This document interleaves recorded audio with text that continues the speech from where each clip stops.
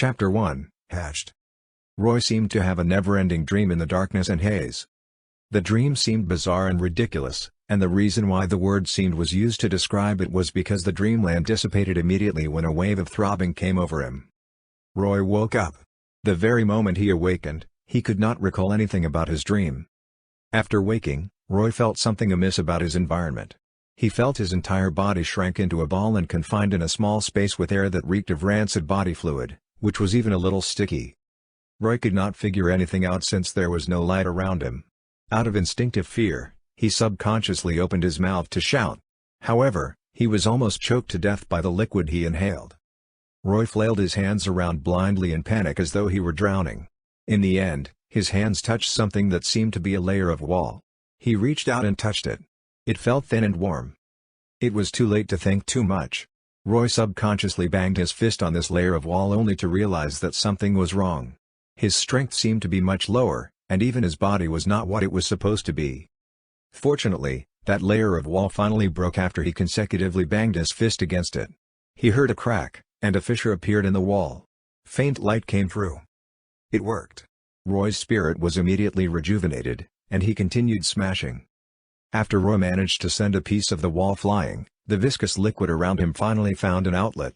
It rushed out through the gap, and the air from the outside world flowed in, allowing Roy to be finally satisfied with his instinctive breathing.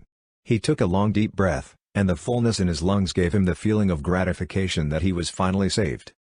However, Roy was taken aback by the strange sounds he made after exhaling. He did not know if it was because his vocal cords had not been in use for a long time, but the sound he made was like this. Tweet tilde. Shit. Did I turn into a moaning monster? Roy mocked himself before quickly peeling off the rest of the cracked wall and making the gap larger.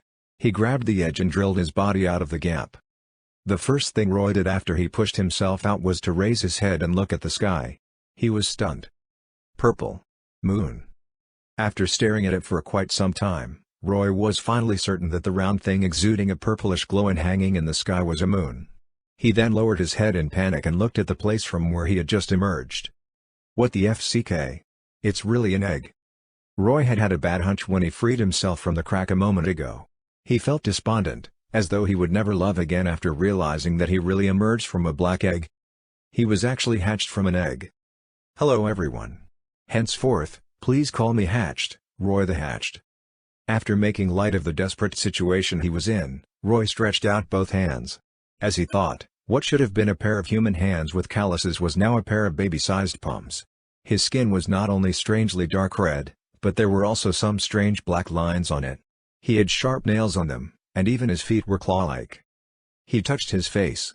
His eyes, nose, and mouth were still there, but there seemed to be two bulges on his forehead. Is this a pair of horns? He touched behind and found a black arrow-shaped tail. Damn it, what kind of monster have I become? It would be great if I had a mirror. Roy suddenly thought of something. His expression changed as he lowered his head to look at his crotch. He finally heaved a long sigh of relief. My precious. Although it's a little chilly without pants, all's well if you're still there. Lucky. My gender didn't change. Otherwise, it would have been crazy.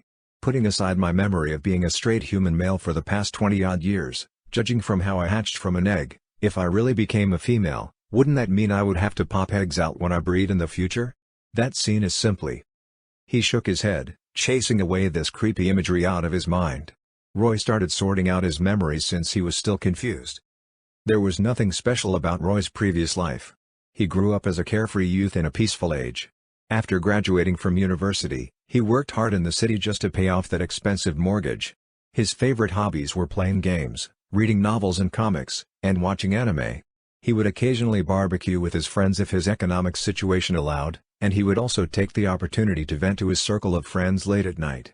He was rather good at finding joy in adversity. His goal in life had been for that house of nearly 400 square meters to work its magic in seducing a woman to take on and repay the mortgage with him. If you thought about it this way, Roy was actually quite ordinary. The only thing that was commendable about him would probably be the last few pieces of memory he had. Roy seemed to remember a mother and her child. When he was crossing the zebra crossing at the crossroad, a child was walking and playing a game on his mobile phone at the same time.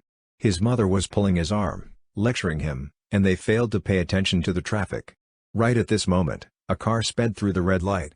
Its driver might have been drunk or something. Roy saw it and had the chance to dodge, but that mother and son did not realize it.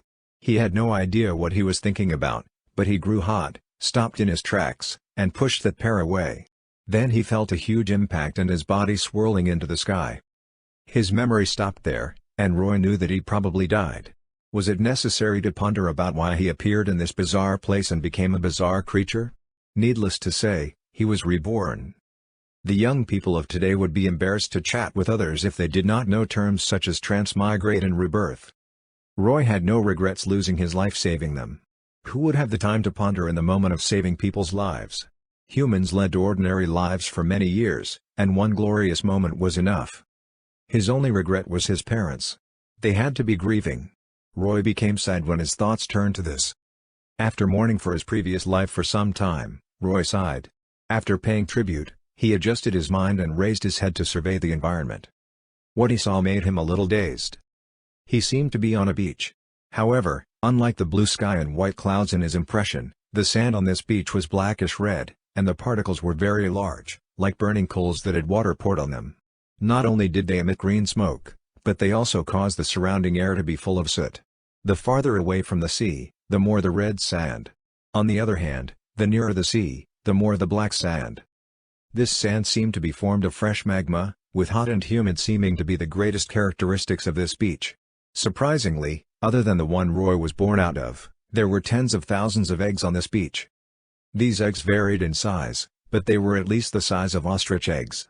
Their colors were different as well, having black, red, and even purple and silver.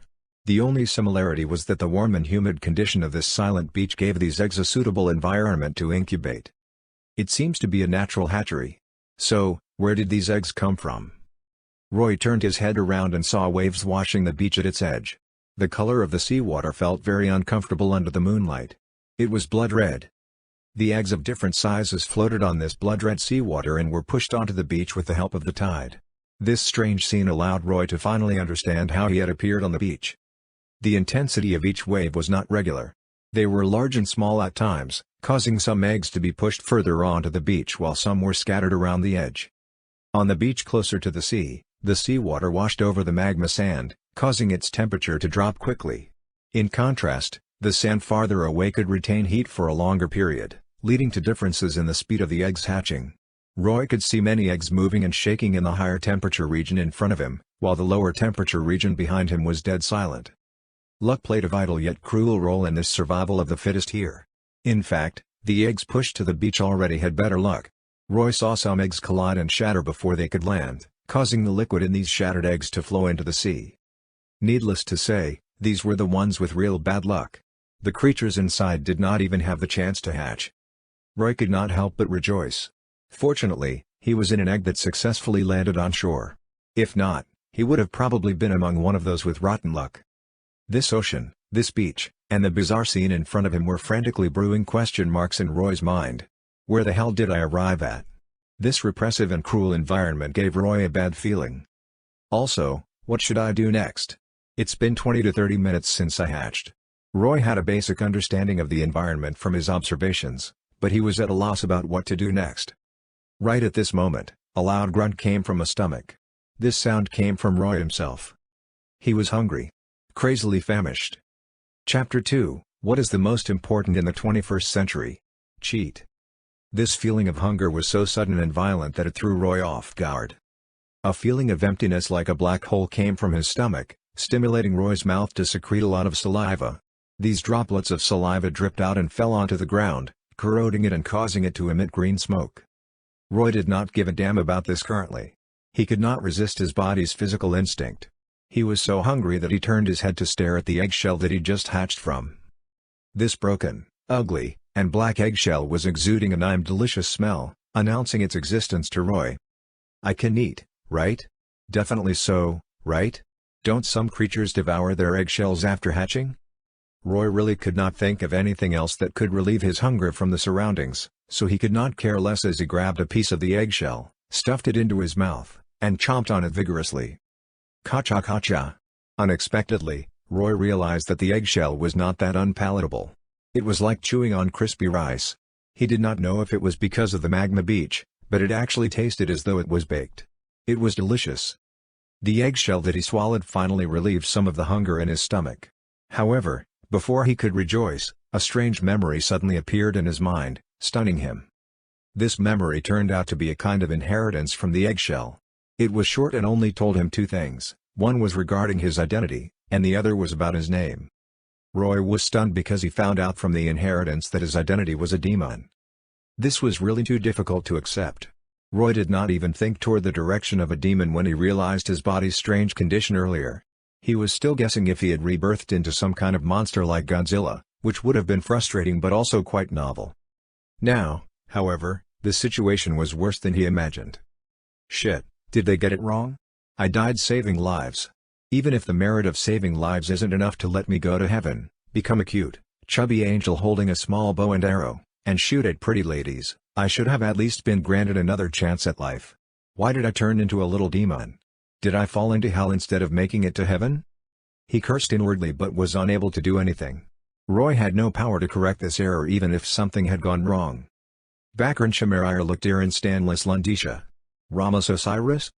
A lengthy name appeared in Roy's mind as he devoured the eggshell. This had to be his true demon name if he had not guessed wrongly. According to the memory, every little demon hatched from an egg would obtain a name after devouring their eggshell. This name was the true demon name, and it was a mark imprinted on the demon's soul that must not be disclosed to anyone. If there was need, they could generally take a segment of their name from the whole string. The reason why the true demon name had to be kept a secret was that once it became known to someone else, that person could bring indelible damage to the demon through special means. The disclosure of the true demon name was an immense threat to their survival. It was a common weakness among all demons. This was like using a computer to create a document. The program would automatically mark the generated file with a page number. Once you knew the full name of a file, you would be able to locate the file accurately, even if there were millions of files. The true name of a demon was the mark that the creator gave them. It could accurately locate the soul of the demon. Now that he understood this point, Roy would not mention his true name anymore. Moreover, only a crazy person would read such a long name, and he would still use the name he had in his previous life. However, this incident also put Roy on alert. Him being a demon was an irrefutable fact that could not be changed once he had his true demon name. The first thing he had to do in an unknown environment in an unknown world was to adapt to this transformation. He must not get to know this world with his human thinking. Otherwise, he might die without knowing how if he was not careful. Only those who had died once would know how lucky it was to be reborn. Who knew if he would be given another chance if he were to die again? Therefore, whether as a human or a demon, it was most important for him to treasure his own life. The surface area of the eggshell was not big, and Roy devoured the whole thing in no time. Just when he swallowed the last piece of eggshell and felt a slight satisfaction in his stomach, a voice appeared in his mind again. Custom-made Demon King system has activated. Roy was shocked. What? Before he could react, an illusory image appeared in his sight. What appeared in front of Roy was a panel. In the middle of the panel was a strange eye. It blinked at Roy and made a clicking sound. The sound immediately reminded Roy of the one his mobile phone made when he took a picture with it. After blinking, the eye disappeared immediately. What replaced it was a picture in the blank space right in the middle of the panel. The picture had a squatting little demon with dark red skin and pointy ears. In addition to the pair of just exposed pointed horns, he had a bunch of messy black fetal hair. He looked unexpectedly cute. Is this what I look like now? Roy stared at this selfie with wide eyes. Alright, putting aside whether or not he was cute, Roy noticed that there were some options at the top of the panel. The first item was Beautify. He stretched his hand to touch it, and a series of tools popped up on the left side of the panel. These tools were graffiti pen, erasing pen, coloring pen, and some other special brushes. Other than the Beautify function, there were also color, special effects, text, collage, filter, 3D, save, and so on. Roy felt uneasy after seeing these functions. He searched all corners of the panel and finally discovered, shit. What Demon King system is this? Why does it look like the combination of a bunch of software like PS, 3D Max, and A? Being reborn with a cheat is all nice and cool, but what the hell is with these strange abilities? At the same time, an attribute panel appeared beside Roy's demon selfie. Name, Roy. Race, demon. Bloodline, at least 4 different kinds. Demon name, Bakran Shamarir Lukdiran Stanlis Lundisha. Ramos Osiris. Form, newborn, premature. Hierarchy, bottom of the low rank. Attribute, dark. Strength, 14. Speed, 12. Magic energy, 9. Activity, 13. Loaded materials, none. Skills, none. Talent ability 1, Soul Peer. Explanation: after living beings die, you can easily discover the location of their souls. Talent ability 2, Demon Blood. Explanation: the demon race is bloodthirsty and warlike. It is very easy for you to go berserk whenever you enter combat. In addition, Demon Blood gives you better affinity with negative energies. Talent ability 3, Soul Devouring Addiction. Explanation: it is in a demon's nature to devour and play with souls. It refers to the pleasure and ecstasy brought about through devouring souls. Items, none. Number of souls in possession, 0. Evaluation: the complexity of your bloodline limits the upper limit of your potential. You did not even obtain the talent power of your bloodline, and your premature birth makes you the weakest existence among those at the same level. Cannon fodder, no hope, farewell. After seeing this evaluation from the system, Roy had no idea what to say. Roy had a feeling of novelty when he accepted that he was reborn as a little demon, but he did not expect to be so weak, making it difficult for even him to accept it. Premature? I'm actually a premature baby? No wonder those demon eggs around me were dead silent. It is heaven's will to destroy me for breaking out first. His evaluation by the system might have said that he had no hope, but Roy still wanted to struggle. And first, he had to figure out how to use this system. Fortunately, although the system looked complex, using it was relatively simple. It did not take long before Roy finally figured out how to use this system. On the first page with Roy's selfie was his body displaying all of his current statuses. What Roy wanted to do was to upgrade himself by drawing and defining the material with special effects, colors, and so on before finally using collage to integrate it onto his body. However, a special item was necessary to complete these operations: souls. For example, if Roy wanted to give himself a pair of demon wings, he would first need to use the graffiti pen to draw these wings and then use the text function to define that it was a pair of demon wings that could be used to fly. He could also use the special effects function if he wanted to add on special abilities such as flames or frost to the wings. Finally, after consuming an equivalent amount of souls to save, Roy would immediately grow a pair of wings exactly the same as his design. Throughout this entire progress, things like the materials for drawing and special effects did not cause any consumption, and he could use them as much as he wanted. However, the final step, saving, required the consumption of souls. The more detailed the drawing, the more complex the definition, the more gorgeous the special effects, the more the quality and quantity of souls required during save. Simply put, this so-called custom-made Demon King system was actually one of Asia's big four evils, PS technology. You could draw anything as long as you could imagine it and then create it through an exchange of equivalent souls. No wonder this system is named the custom-made Demon King system. Drawing was not a problem for Roy. His previous job before being reborn was in art design. The problem was the acquisition of souls. This beginning is a little difficult. Where should I obtain my first soul? The moonlight from the purple moon began to shine brighter as Roy pondered. The radiation became stronger, like a signal. The large number of demon eggs on the beach began hatching one after another. The little demons within began breaking their eggshells and drilling out. The silent beach suddenly became lively with all kinds of weird growls. Chapter 3, Demon Law. Demon eggs started hatching in batches, as though their time had arrived. How to put it, this scene was like the one in Jurassic Park when the dinosaurs hatched. Little demons broke out of their eggs, and the entire beach suddenly became a birthplace of monsters. The little demons hatched one after another, and their forms were all different. Some of them were humanoid like Roy, while some had beast forms with their forelimbs on the ground. Other than that, there were insect-like demons with many legs. Some of them even had elytra on their backs.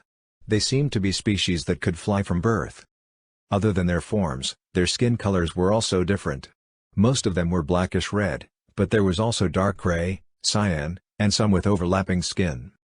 It seemed that the so-called demon was merely a generic term. Racial divisions were probably present among the demons as well.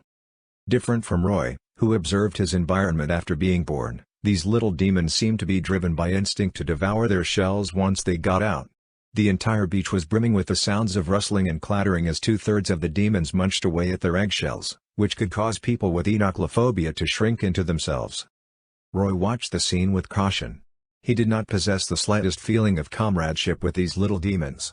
However, he also noticed something. The little demons born now were different from when he was born. Most of their bodies were relatively dry, and there was not much mucus in the eggshells, unlike Roy's eggshell that had plenty of mucus left at the bottom, which had caused his body to be wet when he emerged. Roy realized that his body was not as big as these little demons, nor was he as strong compared with the little demons with similar skin color as him. Is this the consequence of premature birth? After a while, the little demons finished devouring their eggshells and did something else that made Roy feel a chill in his bones. 20 meters away on Roy's right was a little demon with black skin and a hideous face. He had 4 eyes on his forehead, and the pupils within were vertical. Behind him was a short tail. Roy watched as this little demon patted his stomach after finishing with his eggshell, picked up a cooled lava stone by his feet, and then hopped toward the part of the beach nearer to the sea behind him. There were quite a number of demon eggs on the beach that had yet to hatch. This little demon found one of the unhatched eggs, raised the stone with both hands, and smashed the shell. The eggshell cracked immediately upon impact, but the little demon did not stop there. He ate it again and again, directly breaking the eggshell. The sticky mucus in the egg flowed out after the eggshell broke. The little demon inside already had a full form and seemed to sense the danger he was in. He struggled to open his eyes and break out of the shell, but the demon was really ruthless. He lifted the stone and smashed the other little demon inside. The severe pain made the little demon shriek with pain. However, he was unable to stop the atrocities of the 4-eyed demon because of his restricted movement. The shrieks became weaker with every blow of the stone. He subconsciously knew that he was going to die before being born. Most of the other demons that hatched did the same thing as this 4-eyed demon, seeming to have agreed unanimously upon it. They used the stones on the ground as weapons to break the eggs of those demons that had yet to hatch and then kill the little demons within. Roy felt a chill down his spine from this extremely cruel scene. Is this the law of survival in the demon world? These demons did not even treat the other demons as their comrades, much less a fake one like Roy. Roy turned around and found that many of the little demons were clapping and jumping around proudly on the spot, quacking and laughing as though it was all a fun game after their kills. This habitual cruelty and murderousness seemed to be a common trait among even the infant demons. The 4-eyed demon not far from Roy completed his bloody kill at this time. A small ball of light appeared from the body of the dead little demon and wanted to fly away, but the vicious hand of the murderer grabbed it before it could. After catching the ball of light, the 4-eyed demon swallowed it whole. The 4-eyed demon's body began to tremble and immediately entered a strange state. Even a bystander like Roy could see that he seemed to be in ecstasy. A song suddenly appeared in Roy's mind after looking at his expression. Hey-oh, I feel like my life has reached the climax. That ball of light is a soul? Roy reacted quickly and looked around, only to find those little demons that hatched first were collecting the souls of their kills and swallowing them whole. All of them revealed ecstatic expressions afterward. This should be caused by the soul-devouring addiction in a demon's nature.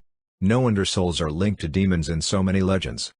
Roy found the opportunity to obtain his first soul, the little demons who did not manage to get out of their eggs. As a weak premature baby, Roy had a full sense of crisis. From his observations, all signs showed that only the strongest could survive in the demon world.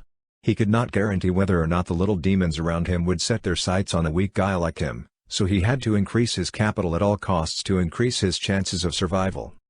Therefore, Roy immediately picked up a lava stone and ran toward a demon egg. Roy steeled his heart and hit the eggshell with the stone. A crack appeared on his first hit. He continued to smash until clack, and the eggshell finally broke. The mucus within flowed out, and inside housed a black demon with a sharp mouth like that of a worm. It struggled to climb out of survival instinct. However, its savage appearance took a burden off Roy as he pounded the stone on the demon worm's head. The strange body of the demon worm made it impossible to know where the head was, but it would definitely not go wrong if it was near the sharp mouth. Roy gritted his teeth and smashed it repeatedly. The demon worm became a white, slurry goo. The goo mixed with the purple demon blood, making it look simply revolting. Holding in his nausea, Roy completed his first kill and then collected the soul from this demon worm. However, the ball of light was a little dim, and its volume was a little small. It did not seem to be of good quality. In any case, Roy obtained his first soul. He could finally satisfy the requirement to use the save function to enhance himself. Chapter 4, Revolver. The first soul came relatively easy since the opponent had almost no resistance. There would not be too many opportunities of this sort, so Roy wanted to seize the opportunity to grab a few more souls. He turned his head and found himself in an awkward situation. Too many boats were chasing too few fish. There was no choice since more eggs had hatched than the number that had not. In such a short amount of time, all of the demon eggs were gone. Roy only managed to get the demon egg because he had the advantage of proximity. Just as he wanted to obtain more, he saw a few little demons being slain over the demon egg in the distance. Seeing this scene, Roy was suddenly shocked. The way that the demon race was born gave him a really bad premonition again. Would these stronger little demons that had yet to snatch souls turn to the hatched weaker demons? Roy felt like he was next on the chopping board as he looked at his small arms and calves. No, I have to think of something quick. Roy quickly brought up the customization interface. He might be born a demon, but Roy still had human thinking. The first thing he thought of was to get himself a weapon. When he thought of weapons, it was naturally a firearm. His first thought was to draw a pistol. He chose a blank page on the interface and started working on it. Since he had no mouse, he could only draw with the brush tool directly by hand. Roy had some ideas. He knew that besides using a gun when he had military training in college, he had little understanding of firearms, so he drew a revolver this time. The advantage of a revolver was that it had a simple structure, was solid, had stable performance, would not easily malfunction, and would not jam at critical times. Even a dud would not affect the firing of the next bullet. Of course, Roy preferred exquisite, elegant, and modern firearms, but he gave up on the idea when he thought of the bullet jamming at a critical moment, feeling that a revolver would be much more suitable for a rookie like him. It did not take him long to complete a revolver. However, Roy had an urge to bang his head against a wall when he looked at the gun. Perhaps because he had not used his hand to draw for too long, but this revolver basically looked like graffiti. Places where it should have been straight were crooked, and places where it should have been curved were straight. It did not possess any form of artistic beauty at all. However, everyone in art design knew very well that a sketch had to be modified repeatedly before finalizing a design, so Roy was not discouraged. He only needed to use a few auxiliary line tools to modify and color it as well as retouch its highlights and shadows before completing the gun. However, a strange noise rang behind Roy just as he was about to operate the panel. Gawk! Roy stiffened and turned around quickly. The one making the strange cry turned out to be the four-eyed demon from just now. This four-eyed demon had already recovered from the pleasure of devouring his first soul, and he wanted to continue killing the unhatched eggs but found himself too late to the game. In his anger, he accidentally noticed this strange demon that was Roy. To be precise, he was attracted by the light of the soul floating beside Roy. When the other little demons were foraging for souls, Roy did not immediately devour the soul and immediately became as eye-catching as a firefly in the darkness.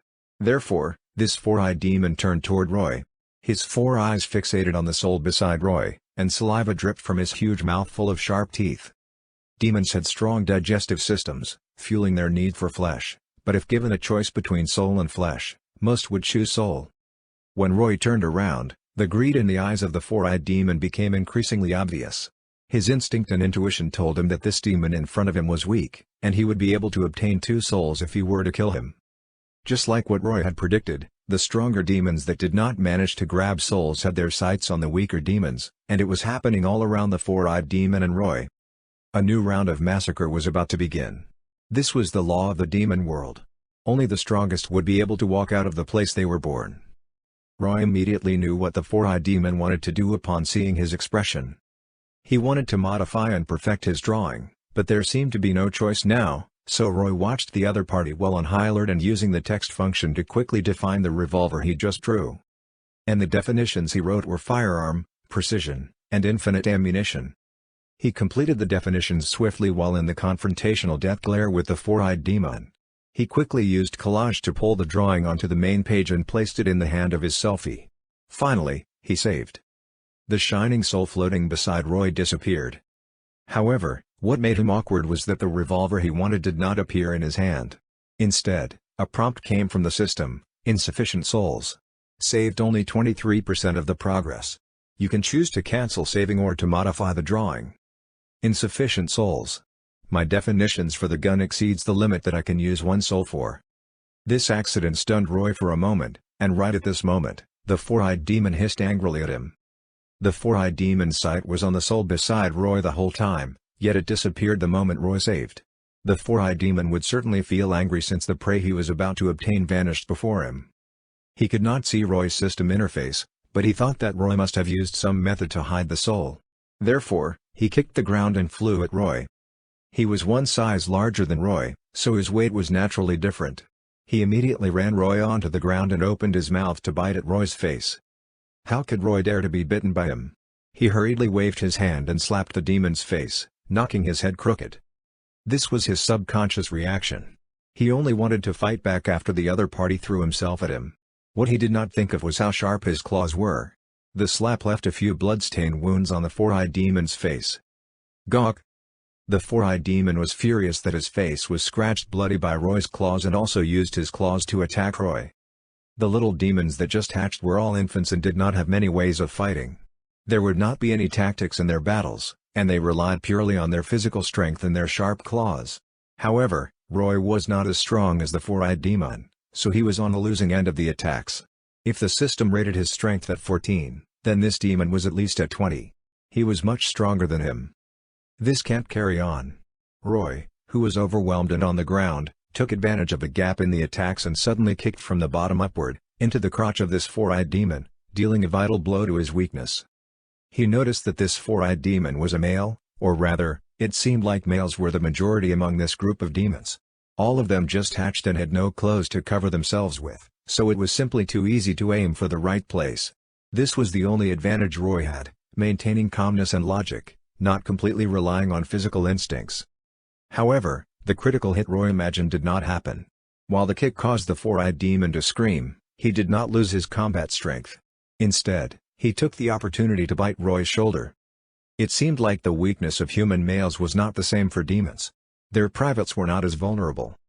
The four-eyed demon tore a piece of flesh off from Roy. He did not have much pain in his shoulders but instead a tingling sensation of paralysis, making Roy realize that this four-eyed demon's saliva might have poison. Creatures such as demons had already exceeded Roy's knowledge, so having such abilities was not at all surprising.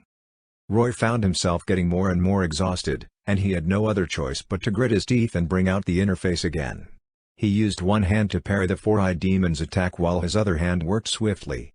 Roy should be thankful that he finished drawing the gun before the four-eyed demon attacked. Otherwise, he would have never been able to finish it during this fighting.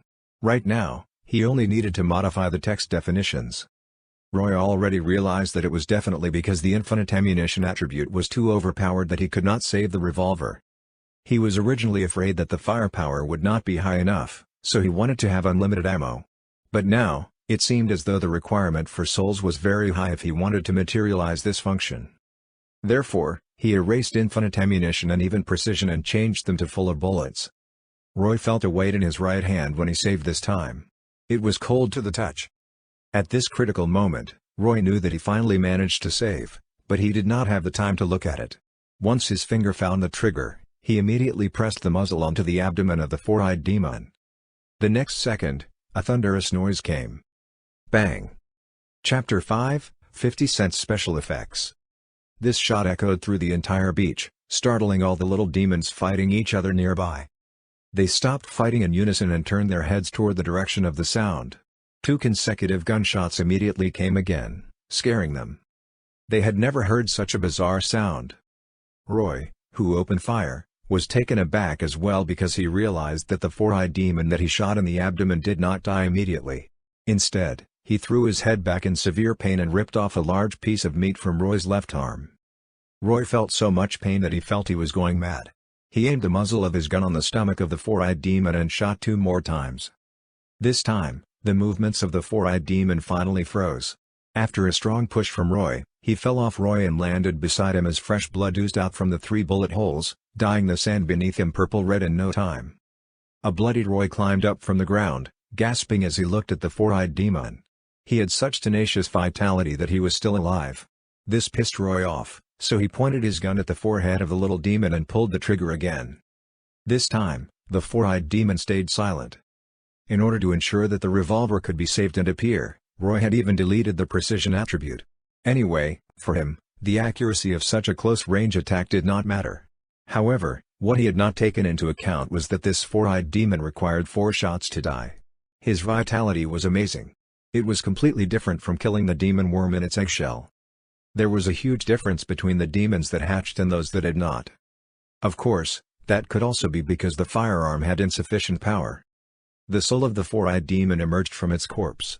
This soul was much stronger than the one that Roy obtained earlier, and it was also much brighter. Roy did not rush to get the soul. He looked up, and as expected, the little demons nearby started crowding around him. They were startled by the continuous gunshots just now and were curious to see what it was. Moreover, they saw a high-quality soul, tickling the greed in their demonic nature. Roy's current condition was not good. His entire upper body was covered with injuries, and his left shoulder had bite wounds. Even though the poisonous saliva of the four-eyed demon was not life-threatening, it was enough to make that half of his body numb. The left arm he had used to parry the attack revealed pale white bones.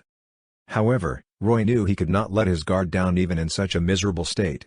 He was worried that once he showed fatigue or panic, these little demons gathering around him would not hesitate to pounce on him and tear him into pieces. Therefore, he raised his gun, pointed it at a closer demon, and shot at him. Bang! This shot did not hit the demon but landed on the ground near his feet. A series of sparks resulted from the friction. The little demon was shocked and quickly jumped away. Then Roy pointed the muzzle at another little demon. This little demon was smarter. When he saw it aimed at him, he escaped before Roy pulled the trigger. With this lesson in front of them, the little demons escaped whenever Roy pointed the muzzle at them. These little demons did not know that Roy only had 1 bullet left. They only felt that the thing in his hand was terrifying since it could kill a strong little demon, and none of them wanted to jump to their deaths. They all hoped the other little demons would go first. A while later, Roy did not even need to use his gun. He merely opened his mouth to scare them with his sharp teeth, and the little demons would then escape by themselves. Roy achieved his goal. Unfortunately, he still underestimated the demons' greed for souls. The little demons would carefully gather again as long as he did not put away the soul of the four-eyed demon. It gave Roy a headache. In fact, he could also feel his body instinctively hunger for the soul that was shining by his feet, causing him to salivate continuously. It should be because of soul-devouring addiction. Although Roy was dying to know what a soul tasted like, he knew that souls were his ticket to survival, so he could only resist his physical impulse and try to see if he could store this soul in the system. Unexpectedly, he succeeded, and that ball of light immediately disappeared. He noticed that the counter for number of souls in possession in his main attribute area of the system had changed from 0 to complete low-quality souls, 1, low-quality souls about to disappear, 1. The complete low-quality soul was probably the soul of the four-eyed demon, but that low-quality soul about to disappear baffled Roy for a while. If he did not guess wrong, that soul should be the first soul he obtained. What he did not expect was that after his revolver materialized, the soul had some remaining and did not disappear completely. The difference in soul consumption for different definitions and attributes surprised Roy once again. This soul was not enough when he added the infinite ammunition attribute earlier.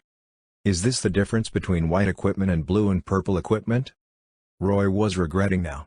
If he had known that the system could store souls, he would have first stored the demon worm's soul in it, and he would not have needed to fight the four-eyed demon then. As soon as the soul disappeared, the little demons gathering nearby instantly became restless. Roy raised his gun again vigilantly, but the little demons dispersed, running to other places that had fighting to see if they could get anything out of it. Roy finally sat on the ground, relieved that his crisis was over. However, he did not have the consciousness that he had a tail and thus sat on it, causing him great pain. Seems like I have to change my human habits after changing form. After sighing and moving his tail aside, he finally settled down to look at the revolver he had drawn. However, Roy's head filled with black lines once he took a good look at it. What could he say? This gun he held was simply too strange. If he had to use one phrase to describe it, it would be 50 cents special effects. Not 1 cent more. It was too fake. It was already crooked when he was drawing it, and then because of the emergency, he had not colored it at all. He had not even defined its material. It felt like a white plastic gun in his hand. The background color when drawing was white. It was crudely made with plastic spikes everywhere, as though it were just taken out of a plastic mold. Roy dared to swear that this was not as good as the BB gun he played when he was young. However, this was where it got weird. This cheap special effects gun could actually be fired and was really powerful. This was purely because Roy defined a firearm attribute to it. This was the first time that Roy felt that this custom system was truly extraordinary. Using text to define the strength through the system was akin to the power of language, or like the information material conversion technology in the novels that Roy read before. Moreover, it had idiot-proof operations. Roy could not help but to feel happy when he thought back to him fighting monsters and going on quests for equipment in his games. Now, he had gone one step further to creating his own equipment. He now had another soul, and the quality did not seem half bad. However, Roy was not in a rush to upgrade the revolver in his hand. Instead, he summoned the system interface and began drawing again. This time, he drew a test tube and a line in the middle to indicate the liquid level. He then chose blue to color the inside of the test tube. A test tube filled with blue liquid appeared, and Roy defined it with the text, "Antidote." Yes, what he had to do first was to resolve his poison status. In order to save on consumption, he did not define too many things about the antidote and only intended to use up the soul that was about to disappear. The poison from the four-eyed demon shouldn't be that powerful, so it should be relieved with this, right? Roy was about to save when he completed it, but he changed the color of the liquid to dark brown after giving it some thought. Moreover, he added another attribute in the definition, cola-flavored. After making that addition, Roy saved it satisfactorily. Unsurprisingly, the soul that was about to disappear truly did disappear, and a dark brown potion appeared in Roy's hand. "Come, let's drink this happy drink of all nerds." Roy lifted his hand and downed it. Chapter 6, Earthquake, Volcano. A while after drinking the cola-flavored antidote, Roy could feel the numbness on his shoulder lessening. It works. The effect isn't too obvious, but it really works against the poison. Roy sighed with relief, and now only the wound was left. He originally wanted to draw something to stop the bleeding and some bandages, but he felt that it did not do the consumption of souls justice. Roy looked at the battling demons nearby. These demons would not get away unscathed even if they were to win, and Roy wanted to know how they dealt with their wounds. In the end, he saw most of them licking their wounds until they stopped bleeding. The beast-like behavior made Roy feel helpless, but he could only follow. He knew that too much blood loss was not good for any creature, even a demon. Fortunately, the revolver in Roy's hand gave the demons nearby a great deterrent, and none of them disturbed him while he licked his wounds quietly. After a while, his severely wounded left arm gradually stopped bleeding. The strong devouring the weak continued on the beach. From time to time, the stronger demons killed their prey and swallowed the souls of these weaker demons, leaving no chance for the other demons. Seeing this, Roy extinguished the thought of taking advantage of the situation. The importance of souls to Roy, who had the system, was self-evident. However, demons had soul-devouring addiction, creating many competitors for him. Whenever he thought of this situation, Roy could not help but want to sigh. After he stopped his bleeding, Roy opened the system interface. This time, he drew some bullets for the revolver, materialized them with the consumption of the four-eyed demon soul, and filled them into the cheap revolver. He did not know what else he would encounter later, so it was important for him to ensure the state of his weapon. However, after he loaded the magazine, the situation suddenly changed again. A sudden tremor came from the ground. This tremor was so strong that even Roy felt dizzy while standing. What's happening? A big earthquake? The tremor continued for quite a while before gradually stopping. Roy recovered and found that the little demons that were fighting frantically earlier stopped after the tremor. They suddenly gave simultaneous strange cries, as though they woke up from a dream, and started running forward desperately. Those without wings dashed on all four, those with wings took off into the sky. They were moving forward desperately even though they did not fly high. Seeing their actions, Roy did not say anything and immediately started to run as well. Although he did not know where to run to or why he was running away, he was clear that it was definitely not a coincidence for so many demons to be doing the same thing. Something was going to happen. Fortunately, Roy was used to running with both feet, so his injured left arm did not affect his mobility, making Roy thank his lucky stars that he was not wounded in the leg during combat. Otherwise, it would have been troublesome. As he followed the little demons all the way across the vast beach, the scorching green smoke and the heat gradually dissipated. The scene in front of them became clearer as well. The destination of these little demons turned out to be a black volcano with smoke emitting from its top. Is the volcano erupting? Roy was uncertain. But if it's really going to erupt, why are the little demons not fleeing from it but toward it? No matter what Roy thought, the little demons at the forefront rushed up the volcano without looking back. They jumped between the gullies formed by the molten magma and crossed strange black stone all the way to the top. Those insect-like and bird-like demons with wings went straight for the top of the volcano and plunged into the hole on top. Are they really flying into the volcano?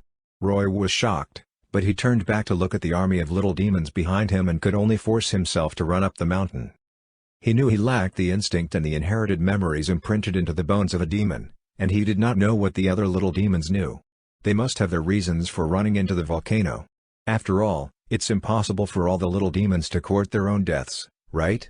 Therefore, it's right to follow them. As to whether or not he would perish in the flames of the volcano, it remained to be seen. He could only follow the actions of the little demons. The altitude of the volcano was pretty high. Fortunately, the route was pretty clear, and there was no such thing as getting lost. Roy climbed along a straight line and reached the top of the volcano in no time. For the first time, he saw the insides of a volcano. He saw a straight deep pit with smoke increasing gradually, and at the bottom of the volcano was a bright fiery color. At the bottom, there was a thin layer of magma that solidified with countless irregular cracks, and that fiery color seeped out from these cracks. It looked like countless fiery red lightning appearing at the bottom of the redness. The scene was truly spectacular. It might be spectacular, but the meaning behind it was terrifying as well. It seemed like it would not take long for the cracked magma to buckle under the pressure and eventually form a volcanic eruption. If he did not find a way to leave as soon as possible, he would not even have a corpse left. As he stood atop the volcano, Roy looked around and realized that this hatching place was actually an island with a blood-red ocean surrounding the island. Going by how the previous hatching place actually extended all the way to the beach, it meant that the area covered by the volcanic eruption was rather large. The entire island seemed to be within its eruption range, and he could not avoid it unless he headed into the ocean. And only God knew what dangerous creatures the bizarre blood-red ocean harbored. No wonder why these little demons hurried to the volcano before it erupted. They have no other place to evacuate to. Watching how the other little demons climbed down the inner wall of the volcano, Roy also learned how to use the sharp claws of his forelimbs to climb down. However, Roy could only hold on with his injured left arm while using his right arm and feet to climb down. He moved cautiously, ensuring that he gripped firmly every step of the way because he saw many little demons losing their footing and falling to their deaths on the thin layer of magma rocks. Chapter 7, Hell, Abyss. Thousands of little demons poured in from the mouth of the volcano. This scene was a little shocking, but Roy realized that the little demons that arrived near the bottom earlier did not go all the way to the bottom. Instead, they were searching for something on the inner wall of the volcano. They used their claws to tap, trying to probe the inner wall of the volcano.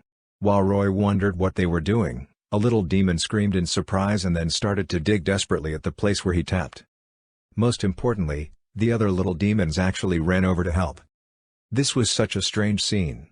It was the first time Roy saw the little demons cooperating with each other. It did not take long for these little demons to dig a black hole. The moment the hole appeared, the little demons cheered and swarmed in. There were more holes than just one such one. Little demons made holes everywhere in the inner wall of the volcano, and the nearby demons would enter together.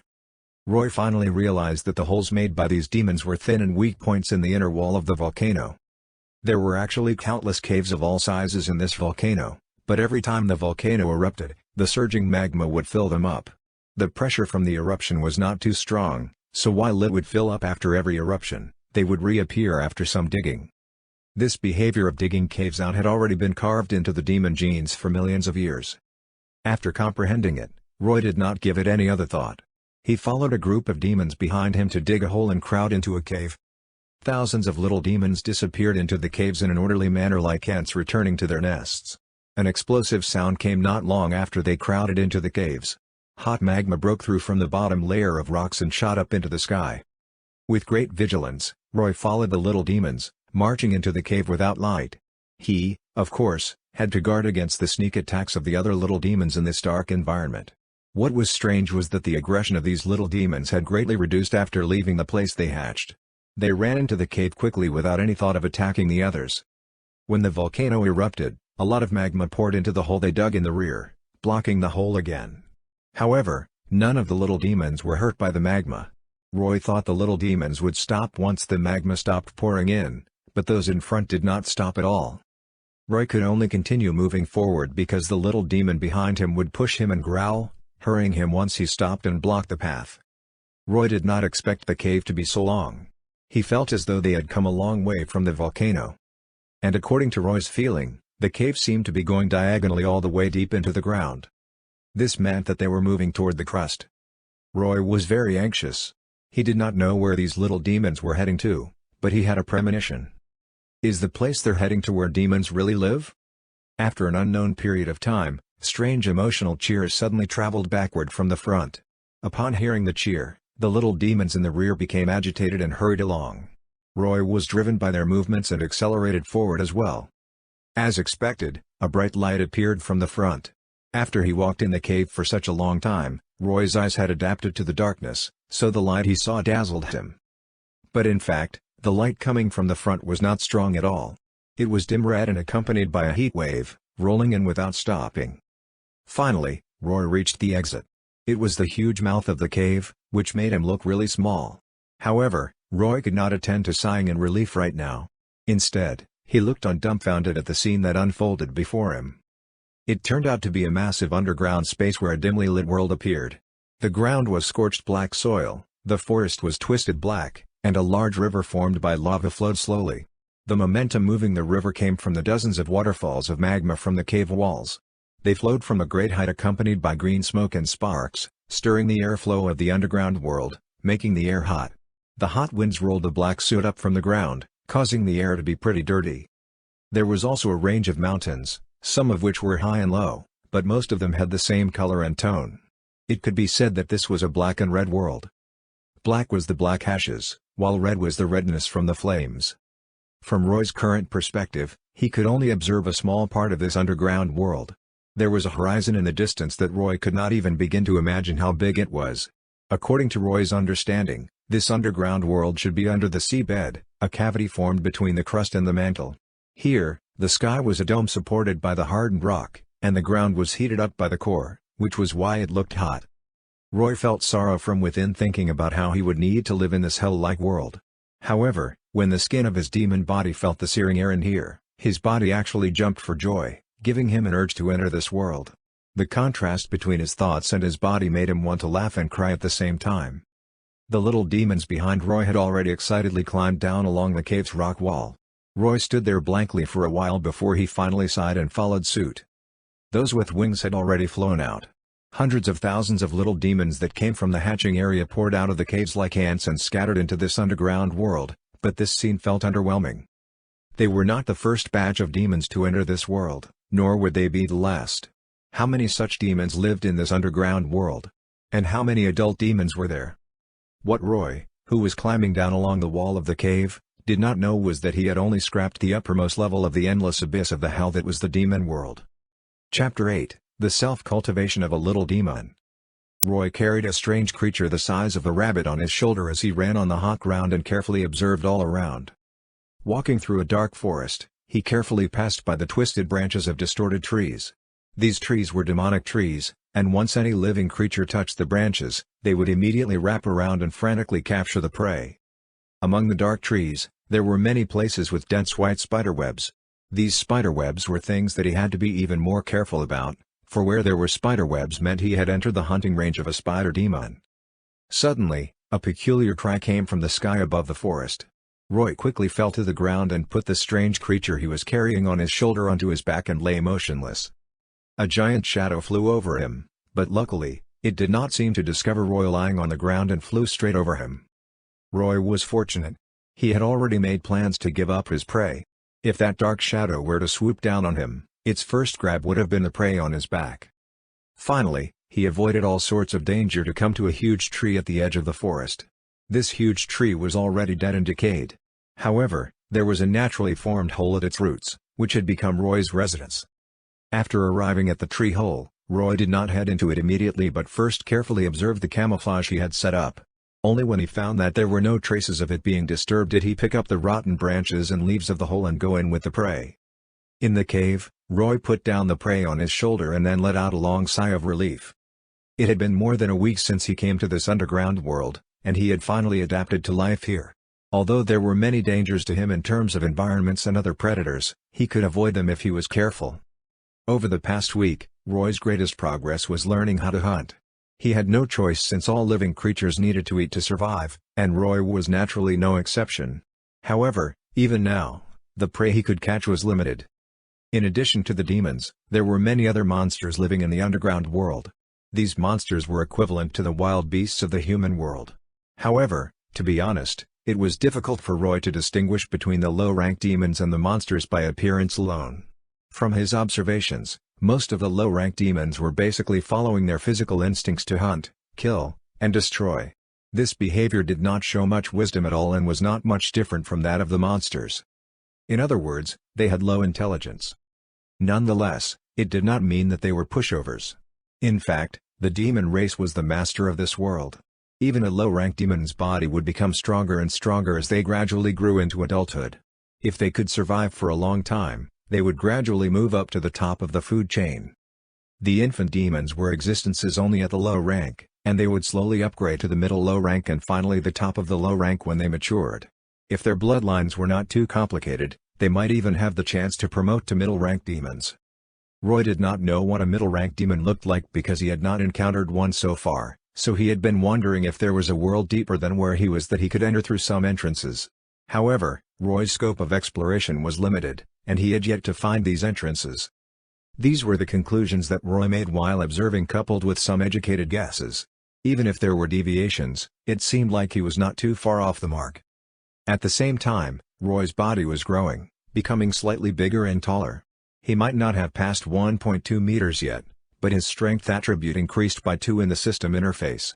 His speed also increased a little, although his magic energy did not move at all. The one with the most change was his activity, increasing a whole 5 to 18. Strength, speed, and magic energy were easy to understand, but the activity attribute baffled Roy slightly. According to his experience during this period, he realized that it might be referring to his vitality. A strong vitality represented the degree of injury he could withstand and the amount of time he would need to recover after his injury. After putting his prey down, Roy started preparing his dinner. Roy did not know what to call this strange creature he caught, but it should be some kind of monster, and an infant one at that. This was because Roy saw it drilling out of the ground and caught it when it tried to climb onto a tree. In his memory, only certain insects would have such behavior. This strange monster looked like a fat worm, but it had 4 claw-like legs, resembling an ant without its pliers, and a big hole on its head made by Roy's gun. Roy had not upgraded his revolver, but he had spent some time adding some details to the body of the gun. It now resembled the Colt Python revolver in his memory. After modifying the barrel to make it straighter, he realized he had a certain degree of accuracy at long-range shots, unlike how he only dared to fire at close range with the 50-cent special effects before. As for why he did not upgrade this weapon, he realized that it was not cost-effective to do so. During this time, Roy had encountered several adult demons. Although he only saw them from a distance, he realized that the defense of these adult demons had improved greatly. In particular, the insect-shaped low-rank demon covered in a carapace with a shiny metallic luster made Roy feel that even bullets would not be able to penetrate it. Unless Roy were willing to consume a large number of souls to add some attributes such as break armor and penetration, he would die horribly with such a gun when he met such defensive-type demons. After realizing that external weapons would be limited in the future, Roy began to put his efforts into the transformation of his body. His own strength was true strength, especially so for creatures like demons, but Roy needed time to become an adult. According to the system's evaluation, it would be difficult for him to become the top of the low rank in this life. Promotion had nothing to do with him at all because his bloodline was simply too complex. Not only him, but even most of the other hatch demons could only become the top of the low rank. However, Roy had another option now due to the existence of this system. Roy could draw in exchange for human food such as braised beef and dong po pork knuckles through the consumption of souls instead of taking risks hunting like what he was doing. However, he did so without any hesitation because he was accumulating souls, and his plan for the transformation of his body required a large number of souls. His prey had souls as well, though their quality was lacking. The quality of the souls seemed to be linked to the intelligence possessed. The higher the intelligence and the richer the emotion, the higher the quality of the soul formed after death. The quality Roy could obtain now was low, so he could only hope to obtain more of them. Over the past week, he had caught 4 prey and obtained 4 souls. However, these souls were smaller than that of the 4-eyed demon previously. Even so, Roy felt that it was an adequate amount. Roy ate this insect monster while resisting his psychological discomfort. He did not even dare to set a fire to cook it because he was worried that the smell would attract powerful enemies. He did not need to worry too much about the smell of blood since it permeated the entire forest. He had to do what he had to do to survive before he could protect himself. After sating the hunger in his belly, Roy summoned the system interface and began his first physical transformation. Chapter 9, Modification Plan. In addition to carefully exploring, observing, and hunting, Roy had been drafting designs these past few days. The first draft he completed used his hands as reference objects. He made his entire palm bigger and savage, seeming as though a bony shell and messy bone spurs that protruded like nails covered it. He even lengthened his nails and made them sharper with a hook-like curvature. It even glowed with the radiance of metal. Roy's initial definitions for this transformation were steel material and flexible. Yes, this was Roy's first modification plan, creating a pair of hands with steel claws for himself. This was just a preliminary idea. In Roy's conception, if he had enough souls in the future, he also planned to transform his nails to be made of adamantium in order to achieve an indestructible and powerful force. He also planned for this transformation to extend to his whole arm. This idea naturally came from the claws of Wolverine. However, Roy guessed that the number of souls and their quality were probably insufficient to have them made with adamantium, so his current thought was to transform them into ordinary steel. With such a sharp pair of claws, his advantage in combat was self-evident. Even if he encountered a strong opponent, he could easily tear through their defense with them. Moreover, a weapon of his own would not have problems such as a shortage of ammunition. The second modification plan was Roy's tail. Due to his different body structure, Roy could not walk completely upright like how he used to as a human. He could stand up but not straighten his body, causing him to slouch. For now, he had been using this arrow-like tail to keep his body in balance. Other than that, his tail was not very useful. Not only was it unable to help Roy in combat, but it was also a weak point of his body, being sensitive and fragile, bringing him a lot of pain once it was hurt. Therefore, in order to eliminate this weakness, Roy's second modification plan was for his tail. He drew a long tail that extended from his spine. It had sections, from thick to sharp, beautifully streamlined. Roy designed 3 bone knives that could open and close at the tip of his tail. When opened, it could grab objects. When closed, it could become a triangular blade that could pierce through a thick steel plate easily. If done according to his vision, this long tail, once combined with his body, could even give his spine a protruding blade-shaped bone, making him look more domineering and savage. He had no other choice. He was disheartened by this world where appearance was everything. It was the same even in this demon world.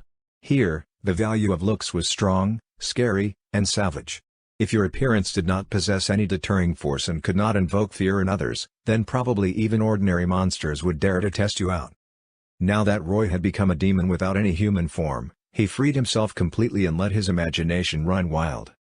Roy was rather satisfied with the design of the tail. His definitions for the tail were bone material, flexible, regeneration, and hard as steel.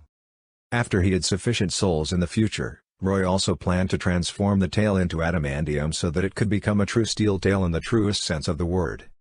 The third modification plan was also the last modification plan that Roy had come up with recently. It was not for partial transformation, but for the entire body. In the third picture, Roy drew a syringe gun and a test tube that matched with the syringe gun. This test tube was very interesting. The upper and lower ends were encapsulated in silver-white metal, while in the middle were 2 separate, spiraling tubes with a blue liquid inside.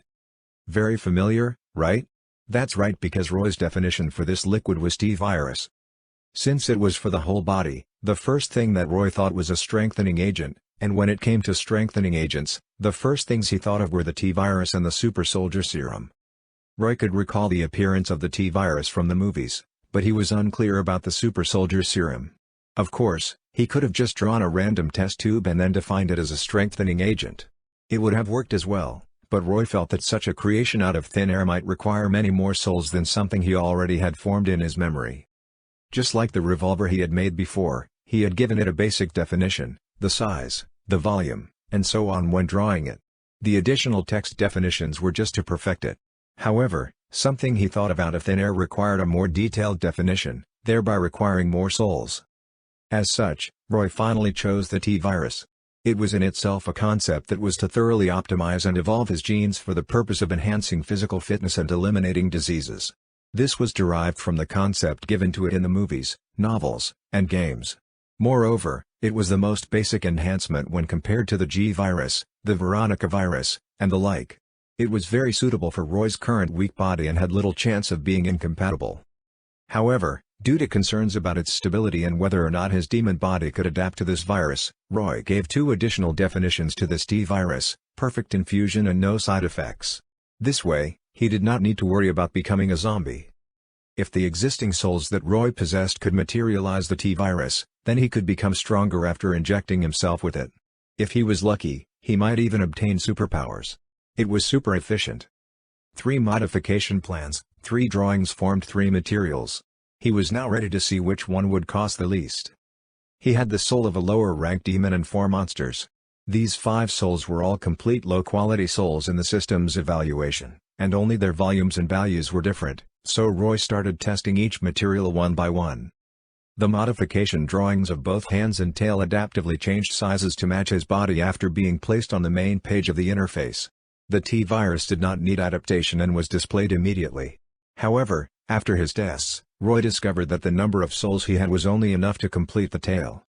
This surprised Roy because the tail had the most attributes defined. Why is it the tail if more attributes require more souls? Other than the tail at 100%, modification of his hands could only reach 20% completion, while the T-virus was even less at only 5%.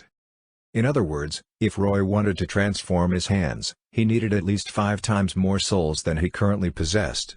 Furthermore, he would need 20 times more souls for the T-virus. What the hell is going on? After careful study, Roy realized what was wrong. The reason why the modification of his hands required more souls even though he defined fewer attributes was probably that he defined the material as steel. It was naturally more difficult for steel to have the flexibility of the living body. It had to be a biometal to achieve this. On the contrary, there might be more definitions for the tail, but the material was bone. That meant that it could be completed by proliferating Roy's own cells. The definition of hard as steel was only to strengthen the bone, so the overall modification of the tail was easier than the hands. As for the T-virus, Roy understood immediately. After giving it the 2 definitions, the T-virus became the perfect strengthening agent, which was why it required so many souls. In that case, Roy could almost confirm his modification plan immediately, either directly modify the tail or change the definitions for the arm and then modify his arm. He did not even need to think about the T-virus for the time being. After giving it some thought, he chose to modify his tail and eliminate his weakness first. After attaching the tail to his body on the main page and pressing save, a tingling sensation spread throughout his spine. This feeling was really uncomfortable. Roy wanted to rub his back hard on the floor in order to alleviate his discomfort. However, he was very clear that it was best not to do so, so he forced himself to endure it. After some time, when Roy was still in a trance, that itchiness finally disappeared, and with it came a strange sense of power. Chapter 10, Territorial Awareness. Originally, Roy's arrow tail gave him the feeling of weakness and helplessness, and his tail often hurt because of his lack of subconscious self-protection. However, it was all different now. A feeling of power coming from the tail grew from within. Knowing that his modification was complete, Roy felt a sudden elation. He listened to the clicking of the tail vertebrae and brought the savage-looking tail into view. It moved according to his will, and there was not the slightest stagnation nor delay. It was indeed a part of his body. Roy appreciated his work with great satisfaction. Perhaps it was because it matched his current body shape, but the stoutness of his tail had reduced. Now, it looked more reasonable and harmonious, matching Roy's dark red skin. And due to Roy's definitions, this dark red color glowed like a gem, and the hardness of his tail far surpassed his imagination. Moreover, the red glow flowed along his tail every time he shook it, as though flames were flowing on it. The 3 blades on the tip of his tail operated as he willed. The strangest thing was when Roy flicked his tail hard, the speed at which the 3 blades cut the air actually brought about a terrible roar. Roy looked around and suddenly launched his tail to shoot at the inside of the tree hole. The next moment, it pierced through the half-meter-thick tree trunk. He was surprised to find that the range of his tail actually exceeded its length. This was due to the gap between the joints of the tail. When it fully extended, the joints could stretch like a spring, causing its range to extend. This benefit in combat was naturally self-evident. Any enemy that tried to estimate his attack range by sight would definitely regret it. Roy was extremely satisfied. He knew that the stoutness of his tail would increase with his growth and make a very useful weapon. He opened the system interface and found that not only did his image within it change, but even his attributes had changed. Strength and speed increased by more than 5 points. Roy's strength was now 21, and speed was 18. This felt strange to Roy. Why did the modification cause my attributes to increase? After studying it, he vaguely guessed that the muscles in his body might have strengthened to adapt to this tail. After all, a body was a whole for any living creature, and a slight movement in one part would affect it in its entirety. Roy tested his body and found that this was indeed the case. The biggest changes were the muscles around his waist and thighs, strengthened for him to use his tail better. This made Roy sigh. This customization system was really idiot-proof and automatically filled in the gaps that he overlooked. He stretched his hand to touch his back and found that the bones on his spine had also risen. The blade-like bone fins made Roy's overall image more terrifying, but it also meant that Roy could forget about sleeping on his back from now on. After discovering this, Roy was speechless. Thinking about sleep made Roy realize that he was sleepy. He had not actually slept much over the past week. The sense of crisis that haunted him since he arrived in an unfamiliar environment had not disappeared. How was Roy supposed to sleep in such circumstances? In addition, the demon body gave him a lot of energy, so he basically spent his time awake, either hunting, drawing modification materials, or spending time exploring around his residence. There was not an idle moment. Up until now, when he finally finished his first modification and felt his strength increase, becoming more powerful, bringing him a strong sense of security.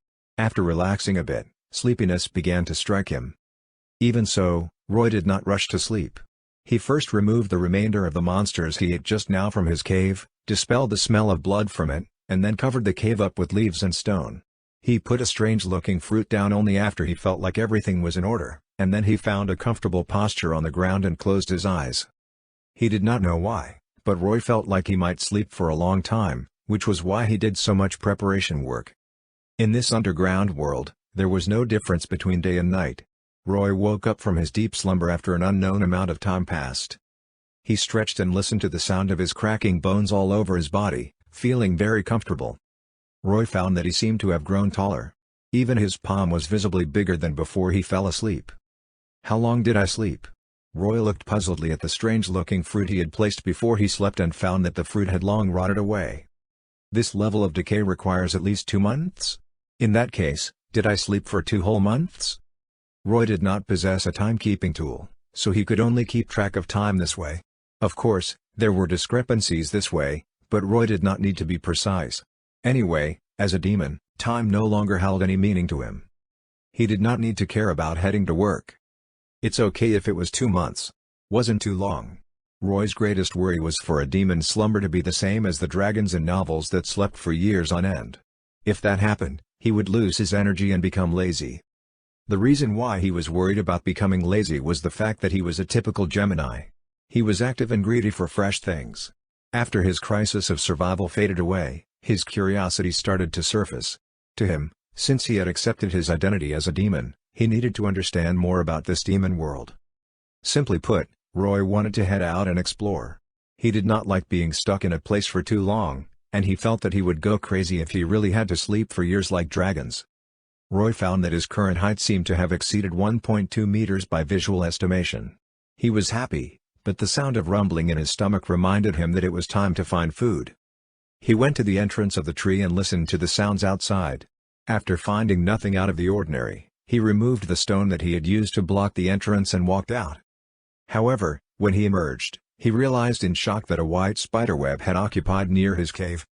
Of course, he knew that there was a group of spiders not far away. Therefore, he was careful not to alarm them every time he headed back to the cave. However, what Roy did not expect was that in just 2 months, these spiders had expanded their hunting range to his residence. I almost ran into a spiderweb just as I went out. How is this okay? Roy nearly blew up. How can I allow outsiders to sleep beside my bed?